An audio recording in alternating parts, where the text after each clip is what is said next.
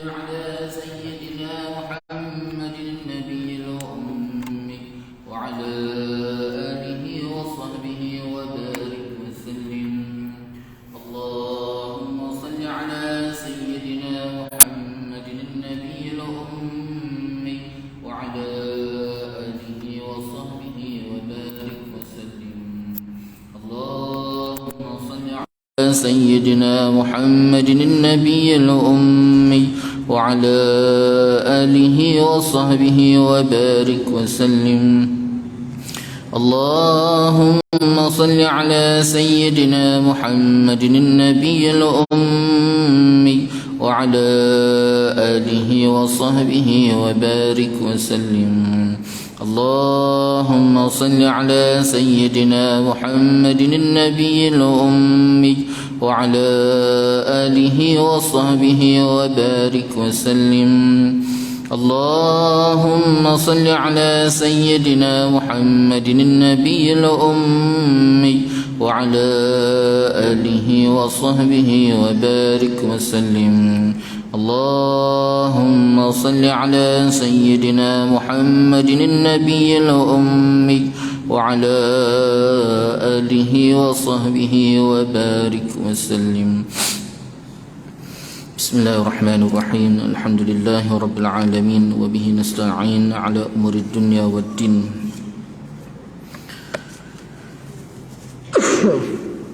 وبه نستعين على أمور الدنيا والدين، والصلاة والسلام على سيد المرسلين خاتم النبي محمد صلى الله عليه وآله وصحبه وسلم، وعلى آله وأصحابه وتابع التابع لهم بإحسان إلى يوم الدين. سبحانك لا علم لنا إلا ما علمتنا إنك أنت العليم الحكيم. رب اشرح لي صدري ويسر لي أمري واحلل عقدة من لساني يفقهوا قولي. رب زدنا علما وارزقنا فهما. اللهم يسر ولا تعسر. رب تمم بالخير. يا فتاح يا عليم افتح لنا فتوح العارفين. ولا حول ولا قوة إلا بالله العلي العظيم. ولا حول ولا قوة إلا بالله العلي العظيم. ولا حول ولا قوة إلا بالله العلي العظيم. أما بعد، قال الله تعالى في القرآن العظيم: أعوذ بالله من الشيطان الرجيم. بسم الله الرحمن الرحيم. ألم نشرح لك صدرك ووضعنا عنك وزرك الذي أنقض ظهرك ورفعنا لك ذكرك فإن مع العسر يسرا إن مع العسر يسرا فإذا فرغت فانصب وإلى ربك فارغب. صدق الله العظيم. Alhamdulillah, pertama-tamanya marilah sama-sama kita merafakkan rasa syukur kita ke hadirat Allah Subhanahu wa taala. Dengan keizinan Allah Subhanahu wa taala dapat sama-sama kita bertemu dan kita bersua lagi pada malam ini, dan sama-sama kita mengharapkan semoga pertemuan kita pada malam ini Allah Subhanahu wa taala penuhkan dengan keberkatan, keridaan, rahmat, dan lebih-lebih lagi kita mengharapkan Allah SWT mengampuni segala dosa kita, insya-Allah. InsyaAllah tuan-tuan, kita akan sambung lagi bacaan kitab Riyadhus Salihin yang telah disusun hadis-hadis Nabi SAW di dalam kitab ini oleh Al-Imam An-Nawawi rahimahullah ta'ala. Masih lagi perbincangan kita berkisar pada bab yang ketiga, iaitu sabar. Bab yang ketiga, sabar. Imam Nawawi rahimahullah ta'ala mendatangkan hadis yang ke-26. Hadis yang ke-26, wa an Abi Malik Al-Harith bin Asim Al-Ash'ari radhiyallahu anhu qala qala Rasulullah sallallahu alaihi wa alihi wa sahbihi wa sallam: At-tuhuru syatrun At-tuhuru syatrul iman walhamdulillahi tamla'ul mizan wa subhanallahi walhamdulillah tamla'ani au tamla'u ma bainas samawati wal ard. Was-salatu nur was-salatu nurun was-sadaqatu burhanun was-sabru diya'un wal Qur'anu hujjatun laka aw 'alaika kullun nasi yaghdu faba'i'un nafsahu famu'tiquha aw mubiquha. Rawahu Muslim. Hadis yang ke-26 daripada Abu Malik Al-Haris ibnu Asim Al-Ash'ari radhiyallahu anhu.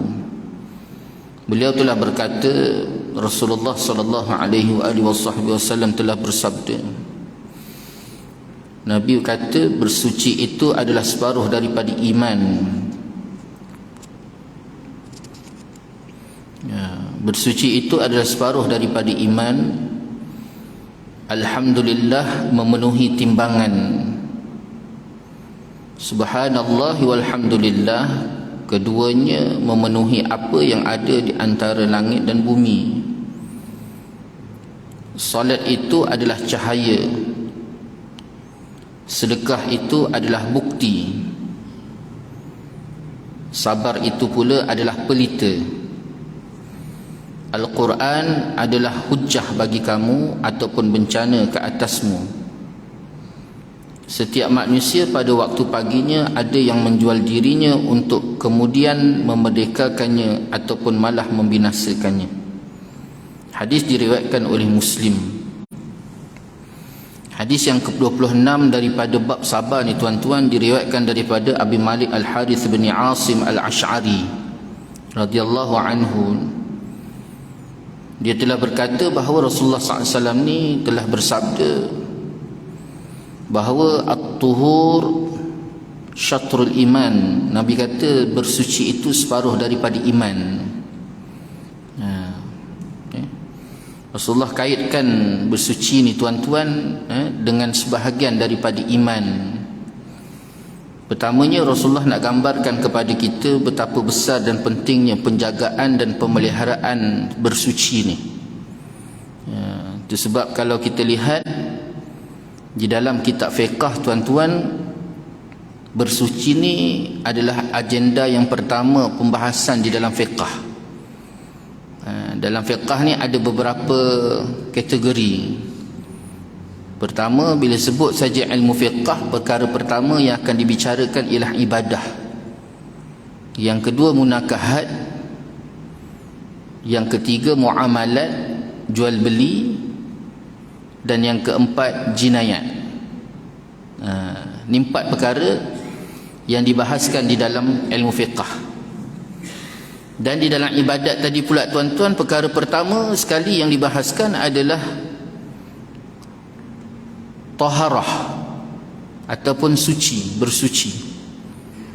Di dalam taharah ni membicarakan tentang istinja. Perkara pertama sekali diceritakan tentang air. Kita tengok dalam taharah tadi ada bicarakan pertama sekali tentang air. Yang kedua tentang najis. Dan yang ketiga tentang istinja, cara bersuci. Dan yang keempat dibicarakan tentang wudu. 4 perkara teras. Ini penting tuan-tuan. Kerana apa tuan-tuan? Rasulullah SAW gambarkan penjagaan bersuci ini adalah sebahagian daripada iman. Orang yang menjaga bab taharah ni ataupun tuhur, taharah bersuci ni adalah maknanya dia dah menjaga sebahagian daripada iman, keimanan daripada Allah Subhanahu wa taala. Kenapa tuan-tuan? Kerana tanpa penjagaan yang baik taharah ni ataupun bersuci ni tuan-tuan, daripada aspek air, najis, cara bersuci, istinja, kemudian sampai wuduk, 4 benda besar ni tuan-tuan, kalau tak dijaga dengan baik maka ibadah kita akan rosak. Ibadah kita rosak. Contoh air, kalau kita tak tahu pembahagian air dengan baik tuan-tuan, maka keberangkalian besar kita akan ambil wuduk tadi dengan air yang bukan air Allahumma salli ala Muhammad, air apa? Air musta'mal dan najis. Yang pertama air dia tak ingat malam ni. Pertama sekali tuan-tuan, Air yang suci lagi menyucikan. Apa nama dia? Ya? Air mutlak. Air mutlak. Terima kasih Haji. Air mutlak. Itu penting kita mengetahui tentang pembahagian air dan juga definisi tentang air tersebut. Kemudian kita kena tahu tentang najis. Pembahagian-pembahagian najis. Ya, najis kecil, najis sederhana dan najis yang besar. Dan bagaimana cara menyucikan najis-najis tersebut. Ya, kena hilang warna, bau dan rasa. Air yang perlu mengalir, digunakan air pula air yang mutlak tadi. Kemudian sampailah cara beristinja.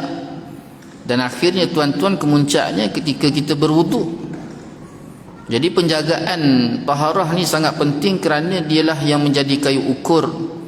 Kalau dilihat pada segi kacamata fiqh, menjadi kayu ukur untuk meletakkan solat kita, ibadah kita tadi baik ataupun tidak, terutamanya solat tadi.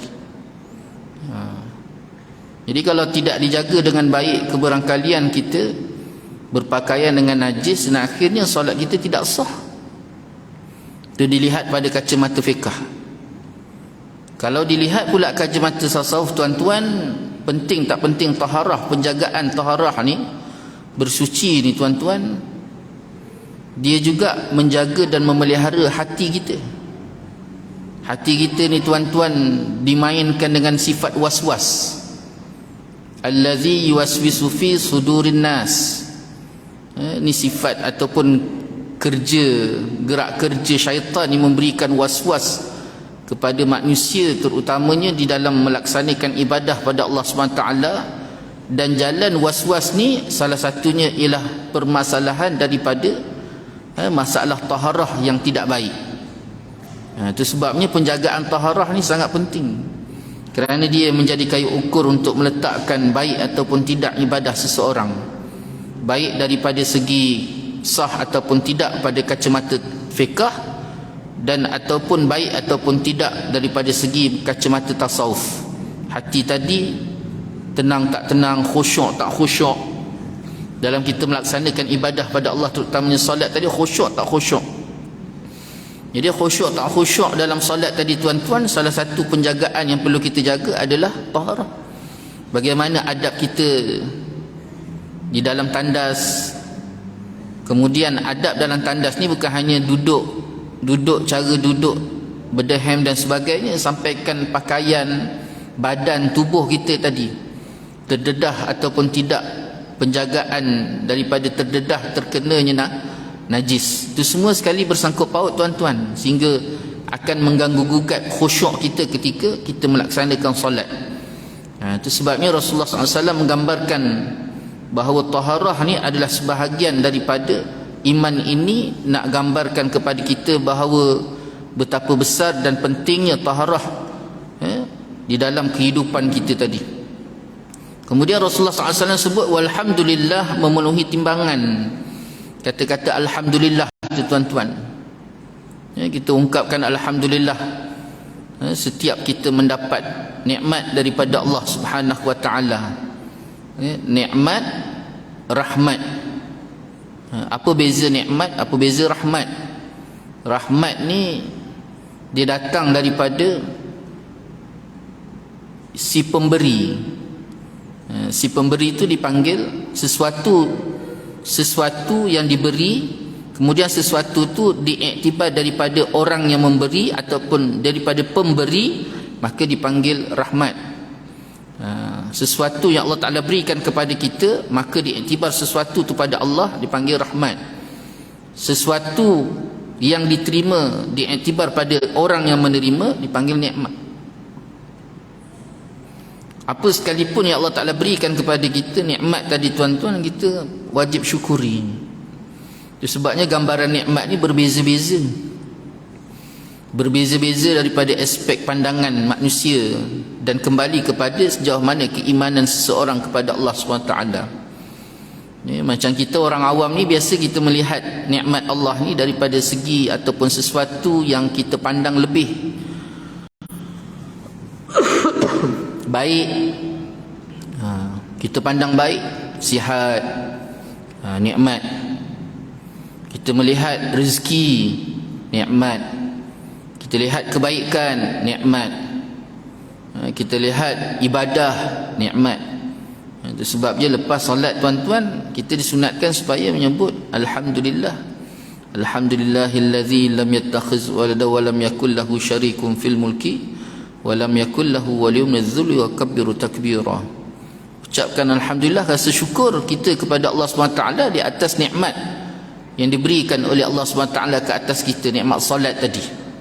Begitu juga dalam kehidupan kita, nikmat makan, nikmat minum. Itu dalam satu aspek, satu kategori. Ada sebahagian manusia pula tuan-tuan, dia melihat nikmat tadi sampaikan tahap sesuatu itu yang bercanggah daripada kemahuan dipanggil musibah.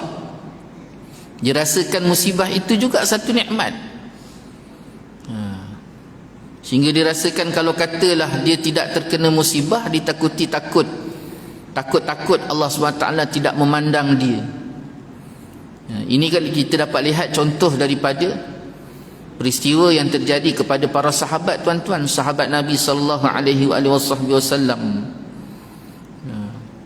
2 tahun, 4 tahun dikenakan sekatan ekonomi sebelum peristiwa hijrah Nabi sallallahu alaihi wasallam daripada Mekah ke Yathrib ataupun dipanggil Madinatul Munawwarah pada hari ini. Jadi sebelum kemuncaknya peristiwa hijrah tu tuan-tuan, umat Islam yang berada di Mekah, para sahabat Nabi sallallahu alaihi wasallam radhiyallahu anhum, mereka dikenakan sekatan ekonomi. Perjanjian yang dibuat di atas satu kertas, ditulis oleh pembesar-pembesar Quraisy Mekah, dan mereka kenakan sekatan ekonomi. Sesiapa sahaja yang beriman dengan Muhammad, bersahabat, berkawan dan berpihak kepada Muhammad, maka akan dikenakan sekatan ekonomi. Apa isi dia tuan-tuan? Tidak boleh seorang pun ataupun sesiapa sahaja yang berada di dalam Mekah maupun berada di luar Mekah melakukan jual beli dengan mereka-mereka yang bersama dengan Muhammad sallallahu alaihi wasallam. Yang keduanya, tak boleh melakukan hubungan nikah kahwin. Itu sebabnya tuan-tuan, peristiwa yang berlaku pada awal, iaitu anak Abu Lahab nak dikahwinkan kepada anak Rasulullah SAW pada peringkat awal, lalu dipisahkan atas sebab peristiwa sekatan ekonomi, diputuskan. Jadi tidak boleh ada nikah kahwin, baik sama ada yang berada di dalam Mekah maupun yang berada di luar Mekah. Mereka tidak boleh buat hubungan nikah kahwin dengan sesiapa sahaja yang bersama dengan Rasulullah sallallahu alaihi wasallam. Jadi tak cukup dengan sekatan ekonomi tadi tuan-tuan. Quraisy Mekah ni, musyrikin Mekah ni, mereka mengenakan pula siksaan kepada para sahabat ketika itu.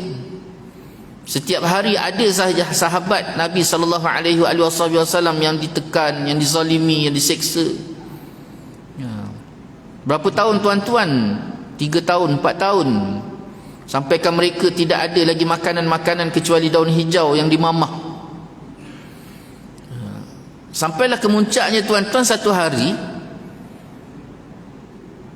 mereka yang beriman, kaum beriman ni tuan-tuan, bersama dengan Nabi SAW ni tidak dikenakan. Hari itu tak ada seorang pun yang kena zalim, ditindas, ditekan oleh musyrikin Mekah. Jadi bila ditunggu-tunggu, dinanti-nanti, tidak ada hari itu. Sehingga riwayat menceritakan bahawa berbondong-bondong para sahabat ni tuan-tuan, dia keluar di lapangan.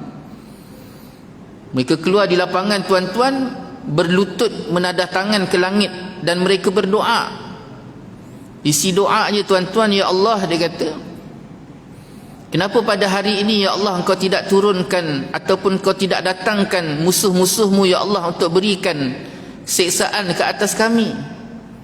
Adakah engkau tidak lagi mahu melihat kami ini merintih, mengharap? Adakah engkau tidak mahu melihat lagi kami menyebut-nyebut namamu wahai Allah? Ini isi kandungan para sahabat tadi tuan-tuan, menggambarkan kerisauan dalam diri mereka bila ada satu hari yang mana mereka itu tidak dizalimi, tidak diseksa. Mereka takut-takut Allah Ta'ala dah tak nak pandang mereka lagi. Hebatnya pandangan mereka yang melihat bahawa seksaan itu adalah jalan untuk datangkan pandangan Allah SWT ke atas mereka. Ini peristiwa melalui sekatan ekonomi yang berlaku kepada para sahabat ketika berada di Mekah, tuan-tuan. Begitu juga peristiwa yang berlaku kepada Sayyidina Bilal bin Rabah. Satu hari, tuan-tuan, Sayyidina Bilal ni dia demam. Peristiwa ni berlaku ketika Khalifah Sayyidina Umar Al-Khattab. Maknanya peristiwa ni berlaku di Madinah.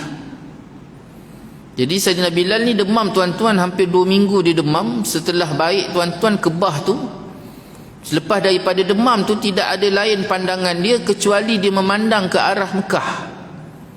Sehingga kan tindakan Sayyidina Bilal bin Rabah ni, tuan-tuan, diketahui ataupun dapat dirasa oleh para sahabat yang mengelilingi Sayyidina Bilal tadi.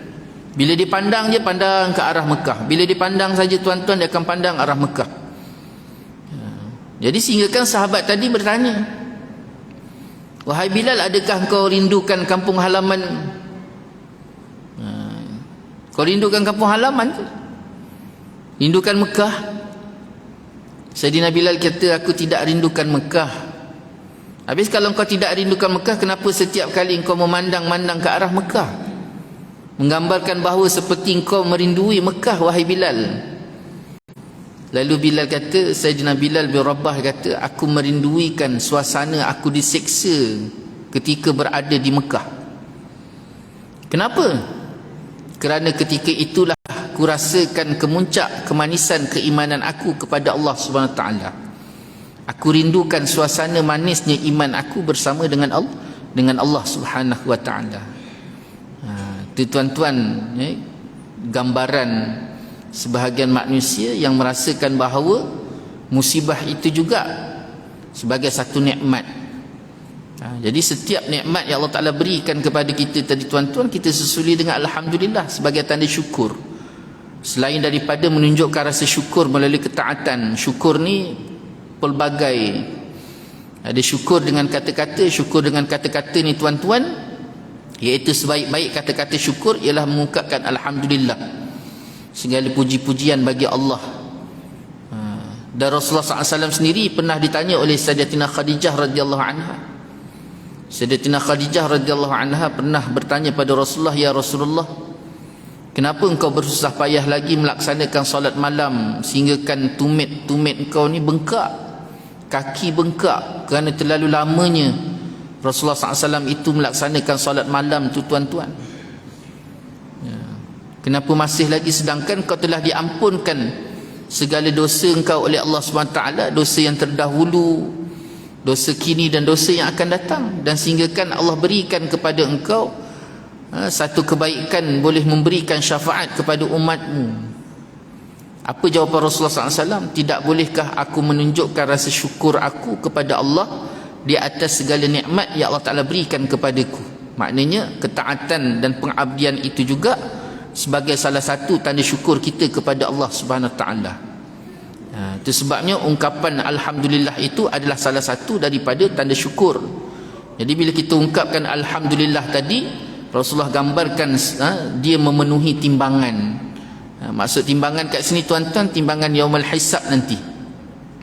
Besok di akhirat, tuan-tuan, kita akan timbang segala amalan kita tadi. Amalan baik, amalan buruk. Maka yang memberatkan amalan kita tadi adalah salah satunya dengan cara banyak mengungkapkan Alhamdulillah. Itu penting, tuan-tuan. Jadi cara nak mengungkap macam mana?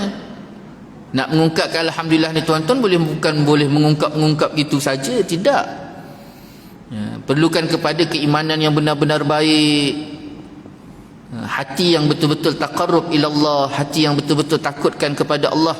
Maka Allah sendiri yang akan datangkan kemudahan dan ingat kita untuk mengungkapkan Alhamdulillah tersebut. Kita ambil contoh yang paling mudah, tuan-tuan. makan. Makan tuan-tuan. Waktu sebelum makan tu tuan-tuan, waktu ketika kita lapar tadi nak makan tu, semua orang mudah untuk membaca doa makan. Semua orang boleh baca doa makan.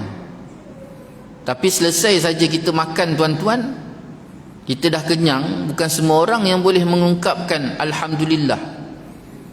Itu sahaja telah digambarkan oleh para ulama kepada kita tuan-tuan bagaimana pentingnya dalam hati kita itu senantiasa ada keimanan dan keyakinan yang baik kepada Allah SWT. Dan yang keduanya tuan-tuan, perlu hati itu senantiasa rasa takut pada Allah. Dan yang ketiga tuan-tuan, hati itu perlu senantiasa taqarrub, hampir diri itu kepada Allah SWT.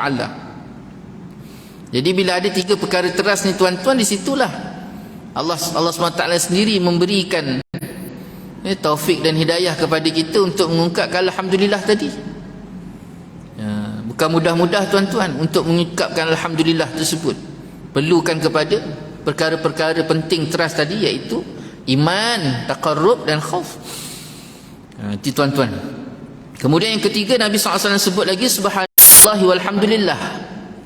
Kedua-duanya ni, masuk kedua-duanya iaitu perkataan subhanallah satu, dan yang keduanya alhamdulillah, maha suci Allah dan segala puji-pujian itu bagi Allah. Apa maksud kedua-duanya ni? Nabi SAW sebut memenuhi apa yang ada di antara langit dan bumi. Itu sebabnya Rasulullah gambarkan, memperbanyakkan sebut subhanallah walhamdulillah, subhanallah walhamdulillah. Banyakkan sebut subhanallah walhamdulillah ini, maka kebaikan yang Allah Ta'ala lakarkan pada seseorang itu seperti isi segala isi dunia tersebut, memenuhi di antara langit dan bumi. Maknanya seluas itulah kebaikan di sebalik daripada kita mengungkapkan subhanallah walhamdulillah. Sehingga kan yang pertamanya tuan-tuan disebut oleh Nabi SAW satu riwayat bahawa besok di akhirat syurga kita tu insya-Allah tuan-tuan, kita semua masuk syurga insya-Allah. Syurga kita tu luas. Allah SWT sediakan di dalam syurga kita tu tuan-tuan ada pohon-pohon yang besar rindang. Kerana keterluasannya tuan-tuan, luasnya syurga kita dengan pohon-pohon yang besar rindang, tetapi pohon-pohon kecil yang mencantikkan syurga tersebut tu tuan-tuan, itu perlu kepada zikir. Di antaranya tuan-tuan, pertamanya satu riwayat Rasulullah SAW sebut untuk memperbanyakkan pohon-pohon di dalam syurga, iaitu dengan memperbanyakkan menyebut subhanallah walhamdulillah wala ilaha illallah wallahu akbar. Maka Allah SWT akan bina pohon-pohon di dalam syurga setiap kita bertasbih kepada Allah SWT tadi dengan tasbih subhanallah walhamdulillah wala ilaha illallah wallahu akbar. Riwayat yang kedua pula tuan-tuan, Nabi ajar perkara yang sama, cuma cara tasbihnya subhanallah wa bihamdi subhanallahil azim. Riwayat yang kedua, besok di akhirat Rasulullah kata di dalam syurga tu luas, ada pohon-pohon besar yang Allah Ta'ala sediakan, tapi pohon-pohon kecil yang mencantikkan syurga kita itu perlu kepada kita tasbih. Orang yang memperbanyakkan tasbih, mengungkapkan subhanallah wa bihamdih subhanallahil azim, maka Allah Ta'ala akan bina ataupun tanam pohon-pohon di dalam syurga orang tersebut. Jadi banyakkan bertasbih tuan-tuan. Semoga dengan kita memperbanyakkan tasbih tadi, maka Allah SWT akan membina pohon-pohon yang cantik di dalam syurga kita insya-Allah. Kemudian Nabi SAW sebut lagi, sedangkan solat itu adalah cahaya. As-salatun nur. As-salatun nur. Solat itu cahaya. Kenapa Nabi gambarkan solat itu sebagai cahaya? Kerana solat ni tuan-tuan, pertama sekali, solat ni lah yang menjadi pembinaan kepribadian diri seseorang tersebut. Baik tak baik solat ni tuan-tuan pada diri seorang tu, jika solat tu tadi dilaksanakan dengan baik, maka pertamanya pembinaan, pembentukan kepribadian diri seorang tu akan menjadi seorang yang baik. Jadi kalau katalah dia tak jaga solat tadi dengan baik, maka hidup dirinya dan hidupnya, kehidupannya itu tuan-tuan akan jadi tak baik. Semua sekali itu terkembali kepada solat. Sebabnya kenapa Rasulullah SAW itu sangat-sangat memberikan penekanan terhadap solat. Kerana solat itulah yang menjadi kayu ukur baik ataupun tidaknya seseorang itu di dunia, dan baik ataupun tidaknya seseorang itu di akhirat Allah Subhanahu wa taala. Sehingga kan banyak hadis-hadis Nabi SAW, Rasulullah gambarkan orang yang tidak melaksanakan solat itu, yang membezakan di antara Islam dengan kafir, iaitu solat. Yang membezakan di antara orang Islam dengan orang kafir itu Nabi kata adalah solat. Maknanya penting. Kalau kita sebagai seorang Muslim tu tidak melaksanakan solat tuan-tuan, tak ada beza di antara kita dengan orang kafir. Dan yang keduanya tuan-tuan, melalui solat itulah pembentukan kepribadian kita tu baik ataupun tidak. Saya datangkan satu contoh. Ini pengalaman sendiri tuan-tuan. Itu sebabnya jangan ambil mudah, dan jangan kita rasakan kita dah melaksanakan solat tu dah selesai. Tidak. Kerana di situlah pembentukan kepribadian, baik sama ada diri kita dan kehidupan yang kita bawa tu tuan-tuan, baik ataupun tidak, teratur, tenang. Semuanya balik-balik semula bagaimana cara kita melaksanakan solat. Satu hari tuan-tuan, saya berhenti dekat satu RNR. Berhenti dekat satu RNR tu tuan-tuan, saya pergi ke tandas. Jadi tengah tunggu giliran saya di tandas tu tuan-tuan, pintu tandas tu, saya terkejut tengok orang dalam tandas tu tuan-tuan, macam orang bersilat, gelebang-gelubung, gelebang-gelubung. Apa dia buat pun saya tak tahu. Jadi selepas dia keluar daripada tandas tu tuan-tuan, dia keluar tu pun macam orang kena kejar hantu. Tak tahu apa masalah dia. Macam kalau kita sebut orang yang tak tentu arah, gelabah. Apa yang dikejar pun tak tahu. Jadi tak apalah, dia pun berlalu pergi. Saya pun masuk tandas. Saya selesai urusan saya di tandas, saya pun pergi masuk dekat tempat solat. Jadi lepas saya ambil wuduk tu tuan-tuan, saya pun memandang rupanya ada satu jemaah sedang solat. Jadi waktu saya nak datang menghampiri solat tadi tuan-tuan, sampai saya berhenti. Saya berhenti, saya memandang. Saya kata, kenapa imam dia ni solat macam orang nak terbang? Kenapa saya kata imam dia semayang macam nak terbang tuan-tuan? Laju, macam orang tak tentu arah. Jadi bila saya pandang, saya perhati tuan-tuan, rupa-rupanya orang yang jadi imam tu adalah orang yang waktu saya jumpa dalam tandas tadi. Tuan-tuan tahu apa yang saya belajar? Orang yang tidak tenang dalam solat dia, begitulah dia tidak akan ada ketenangan dalam kehidupan dia. Orang yang tergopoh-gapah dalam solatnya, maka begitulah keadaannya ketika dia melalui kehidupan dia. Itu sebabnya dalam solat ni tuan-tuan, kita ada tertib, kita ada adab, kita ada akhlak, kita ada khusyuk. Semua benda-benda tu perlu diambil kira. Bukan hanya sekadar tuan-tuan, kita dah angkat takbir, kita dah baca Fatihah, kita rokok. Tidak. Setiap perbuatan solat tadi, baik sama ada 3 benda tadi. Bila sebut je solat, ada 3 perkara. Pertamanya perkataan, bacaan. Yang kedua hati. Dan yang ketiga perbuatan. Aqwalun, af'alun, qalbun. Hati tadi tuan-tuan, hati kita. Hati tersebut kalau dilihat pada kacamata fiqh, rukun pada hati niat. Tapi kalau dilihat pada kacamata tasawuf, macam mana kita khusyuk dengan Allah Subhanahu Wa Taala. Begitu juga perbuatan. Macam mana kita kalau dilihat pada kacamata fiqh, takbiratul ihram, berdiri tegak, rokok, i'tidal, sujud, duduk di antara sujud, sujud yang kedua, kemudian tahiyat akhir, salam. Salam tu termasuk perkataan. Jadi itu pada kacamata fiqh. Tapi macam kacamata tasawuf pula tuan-tuan, macam mana kita berdiri dalam keadaan kita berhadapan dengan Allah Subhanahu Wa Taala. Macam mana kita takbiratul ihram ketika kita berhadapan dengan Allah.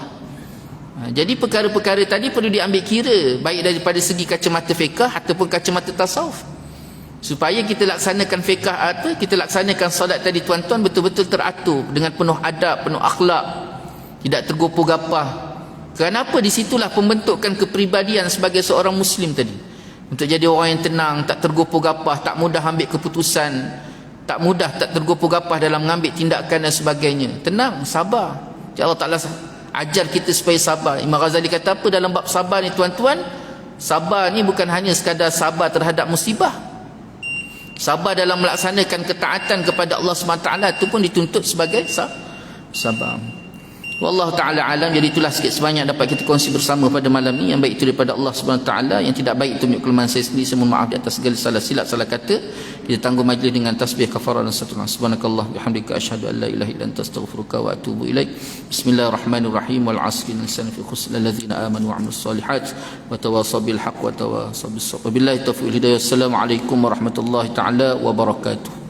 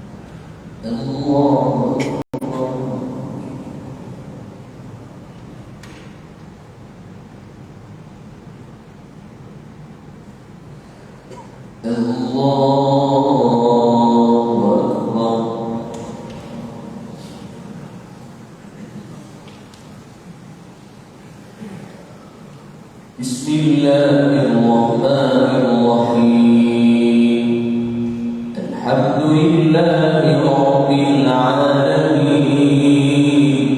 Ar-Rahmanir Rahim. Maliki yawmiddin. Iyyaka na'budu wa iyyaka nasta'in. Ihdinas siratal mustaqim. صراط الذين أنعمت عليهم غير المغضوب عليهم ولا الضالين آمين.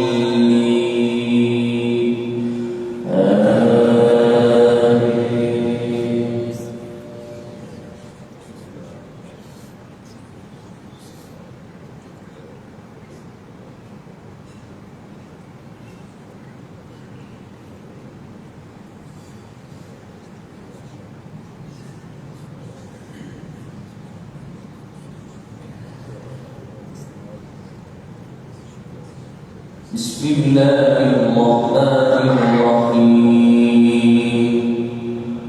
والعاديات ضبحا فالموريات قدحا فالمغيرات صبحا فأثرن به نقعا فوسطن به جمعا إن الإنسان لربه لكنود إن الإنسان لربه لكنود وإنه على ذلك لشهيد وإنه لحب الخير لشديد أفلا يعلم إذا بعثر ما في القبور وحصل ما في الصدور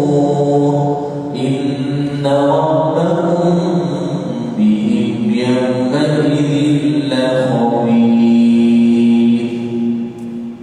الله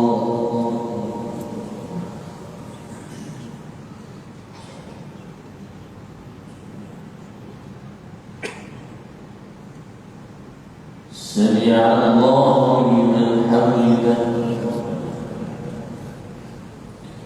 الله أكبر.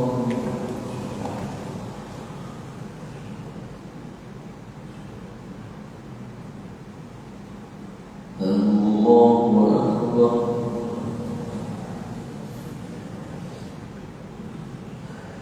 الله أكبر.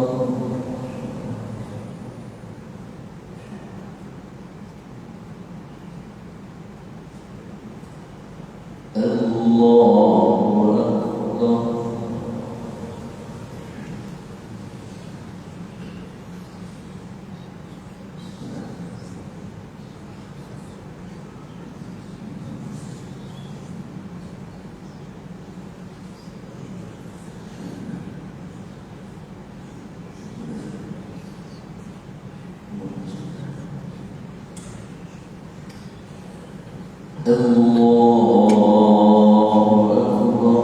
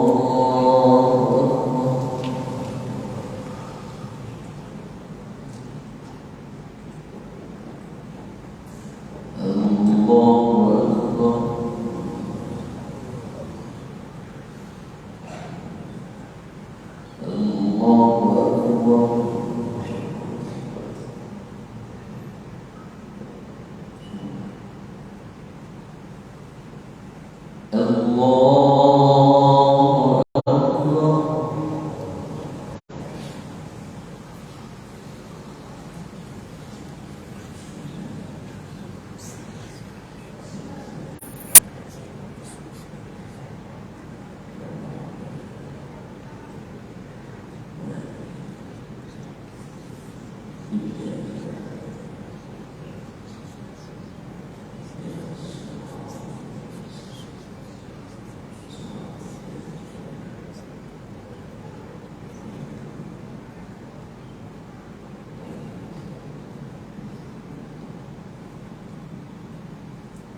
الله أكبر.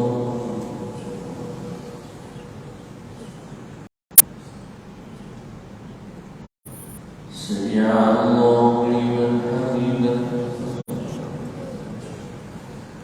الله أكبر.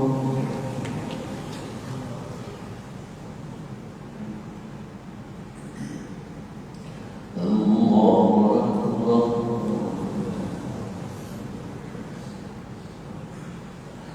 الله أكبر.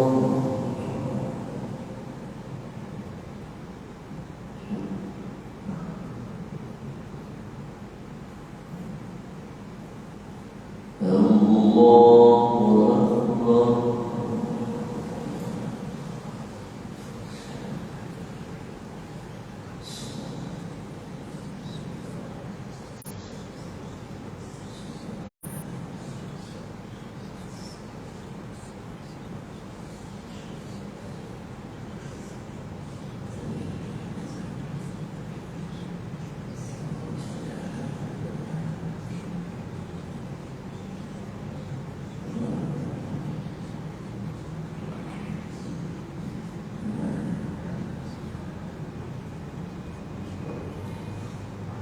السلام عليكم ورحمة الله.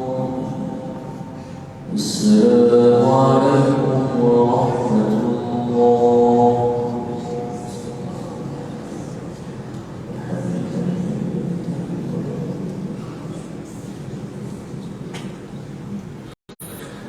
استغفر الله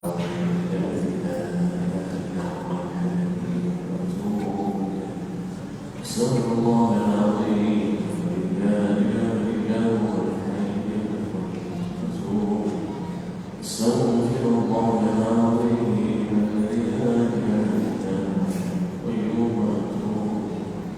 رب أنت السلام ومنك السلام إليك يعود السلام. وحبنا ربنا السلام وأدخلنا الجنة دار السلام. تبارك ربنا وتعالى يا جلال الإكرام. Insyaallah teman-teman kita teruskan dengan tahlil. Insyaallah bacaan tahlil pada malam ini khusus buat Al-Marhum Muhammad Turi bin Hasbullah. Al-Marhum Muhammad Turi bin Hasbullah. إلى حضرة النبي المصطفى رسول الله صلى الله عليه وسلم وخلافه السلام عليكم ورحمة الله وإلى أرواح والدينا وأرواح المسلمين والمسلمات والمؤمنات والمؤمنات والفاتحة. أعوذ بالله من الشيطان الرجيم. بسم الله الرحمن الرحيم. الحمد لله رب العالمين الرحمن الرحيم مالك يوم الدين. إياك نعبد وإياك نستعين. اهدنا الصراط المستقيم صراط الذين أنعمت عليهم غير المغضوب عليهم ولا الضالين. بسم الله الرحمن الرحيم. قل هو الله أحد الله الصمد لم يلد ولم يولد ولم يكن له كفوا أحد. بسم الله الرحمن الرحيم. قل هو الله أحد الله الصمد لم يلد ولم يولد ولم يكن له كفوا أحد. بسم الله الرحمن الرحيم. قل هو الله أحد الله الصمد لم يلد ولم يولد ولم يكن له كفوا أحد.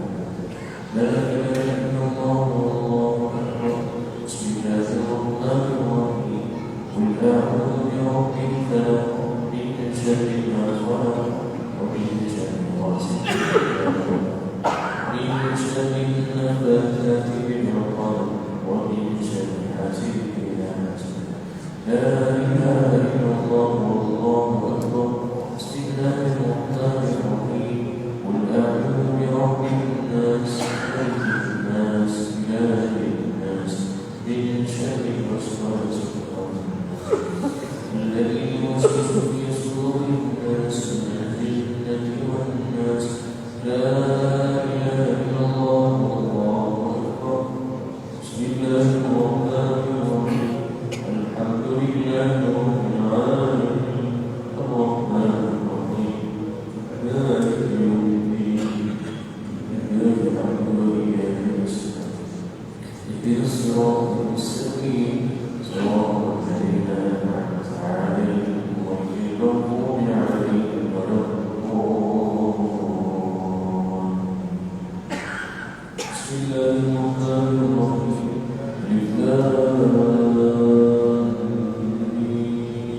ذلك الكتاب لا ريب فيه هدى للمتقين الذين يؤمنون بالغيب ويقيمون الصلاة ومما رزقناهم والذين يؤمنون بما أنزل إليك وما أنزل من قبلك وبالآخرة هم يؤمنون.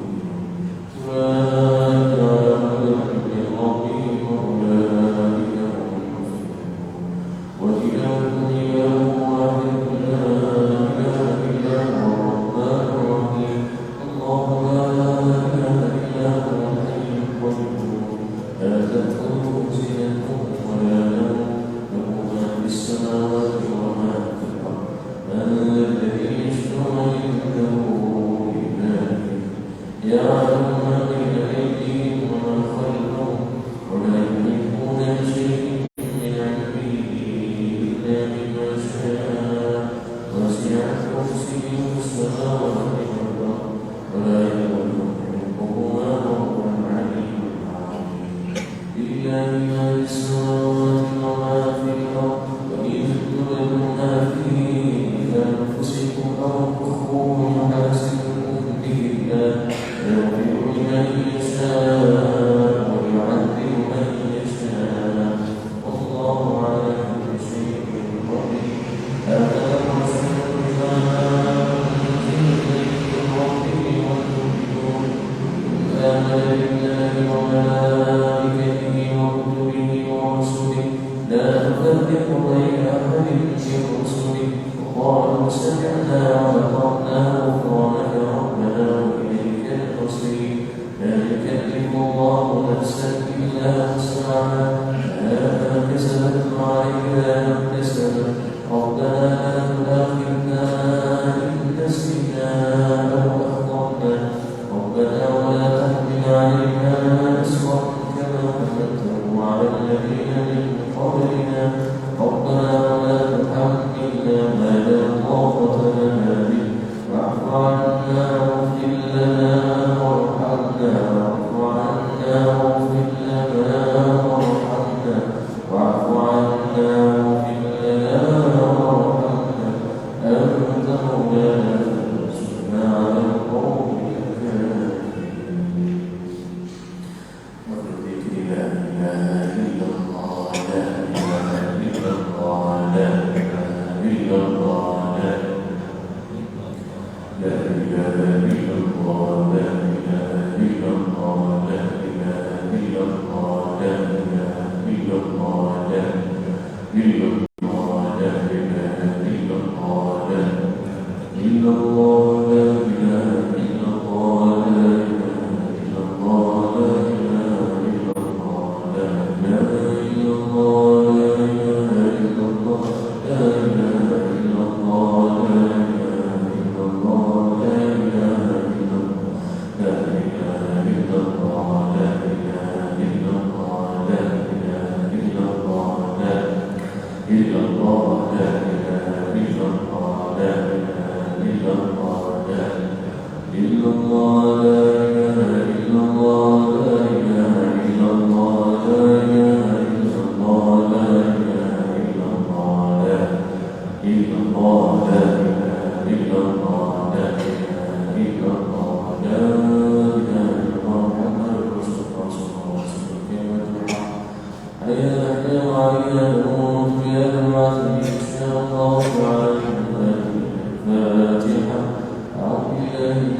الشيطان الرجيم بسم الله الرحمن الرحيم الحمد لله رب العالمين الرحمن الرحيم مالك يوم الدين إياك نعبد وإياك نستعين اهدنا الصراط المستقيم صراط الذين أنعمت عليهم غير المغضوب عليهم ولا الضالين. بسم الله الرحمن الرحيم الحمد لله رب العالمين والصلاة والسلام على أشرف الأنبياء والرسل وعلى آله وصحبه أجمعين. يا ربنا لك الحمد كما ينبغي لجلال وجهك وعظيم سلطانك. اللهم صل على سيدنا محمد في أمره وصل وسلم على سيدنا محمد في آخره وصل وسلم على سيدنا محمد في المال الأعلى إلى يوم الدين وصل وسلم على سيدنا محمد حتى ترث الأرض ومن عليه وأنت خير الوارثين. اللهم اجعلنا واصل وتقبل ثوابنا قرأناه من القرآن العظيم وما فهمناه منا إله إلا الله واستغفرناه وما كنا به يا الله. اللهم صل على النبي محمد صلى الله عليه وسلم بهذه الساعة المباركة هدية منا واسعة ورحمة منك نازلة وبركة شاملة وصدقة متقبلة وترجوها ونوديها إلى حضرة سيدنا محمد رسول الله صلى الله عليه وسلم ثم إلى أرواح أزواجه وذرياته وأصحابه والتابعين وتابع التابعين لهم بإحسان إلى يوم الدين. اللهم ارزقنا ثواب مثل ثواب ذلك على زين بك وإحسانك يا أرواح من اتبعناها لا نسوي وخصوصا إلى أرواح المسلمين والمسلمات والمؤمنين والمؤمنات وصولهم وفروعهم ومن ينتسب إليه أجمعين. أوصلنا ثواب ذلك منا حين واجعله وإن السماء ويتلألأ بين أيديهم وبارك لهم ورحمتك ورضوانك علينا وعليهم. اللهم اجعلنا فتاة لهم من النار ونجاة لهم من النار وسترا لهم من النار وفداء لهم من النار. اللهم اغفر له وارحمه وعافه واعف عنه. اللهم اغفر له وارحمه وعافه واعف عنه. اللهم اغفر له وارحمه وعافه واعف عنه. اللهم بارك لنا في شعبان وبلغنا رمضان. ربنا هب لنا من ازواجنا وذرياتنا قرة اعين واجعلنا للمتقين اماما. ربنا آتنا في الدنيا حسنة والآخرة حسنة وقنا عذاب النار. وصلى الله على سيدنا محمد وعلى آله وصحبه وبارك وسلم. الحمد لله رب العالمين. بسم الله الرحمن الرحيم.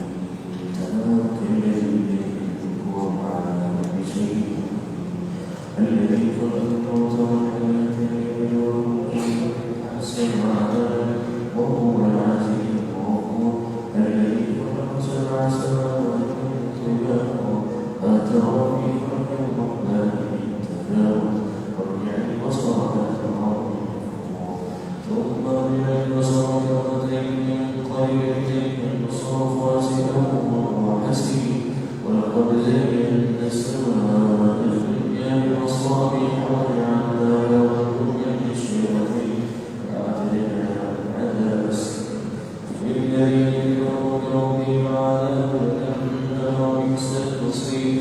إذا ألقوا فيها سمعوا لها شهيقا وأفئدتهم كانت ميتا من الغيظ كلما ألقي فيها فوج سألوا خزنتها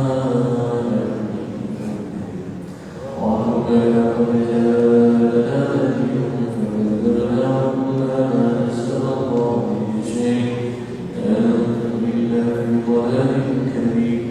قالوا لو كنا نسمع أو نعقل ما كنا في أصحاب السعير فاعترفوا بذنبهم فسوف أصحاب السعير. إن الذين يخشون ربهم بربهم مغفرة وأجر كبير. وأسروا قولكم إلى ربهم إنه عليم بذات الصدور. لا يعلم من خلق وهو اللطيف الخبير. والذي جعل لكم الأرض ذلولا فامشوا في مناكبها وكلوا من رزقه وإليه النشور. أأمنتم من في السماء أن يخسف بكم الأرض فإذا هي تمور. أم أمنتم من في السماء أن يرسل عليكم حاصبا فستعلمون ولقد كذب الذين من قبلهم فكيف كان نكير أولم يروا إلى الطير فوقهم صافات ويقبل ما يمسكهن إلا الرحمن إنه بكل شيء بصير أما هذا الذي أنكم ينصركم من دون الرحمن إن كانوا لكافرون أما هذا الذي يرزقكم إن أمسك رزقه بل لجوا في عتو ونفور أفمن يمشي مقيما على وجهه أهدى أمن يمشي سويا على صراط مستقيم قل هو الذي أنشأكم وجعل لكم السمع والأبصار والأفئدة قليلا ما تشكرون قل هو الذي ذرأكم في الأرض وإليه تحشرون يقولون متى هذا الوعد إن كنتم صادقين قل إنما العلم عند الله وإنما أنا نذير مبين فلما رأوا زلفة سيئت وجوه الذين كفروا وقيل هذا الذي كنتم به تدعون قل أرأيتم إن أهلكني الله ومن معي أو رحمنا فمن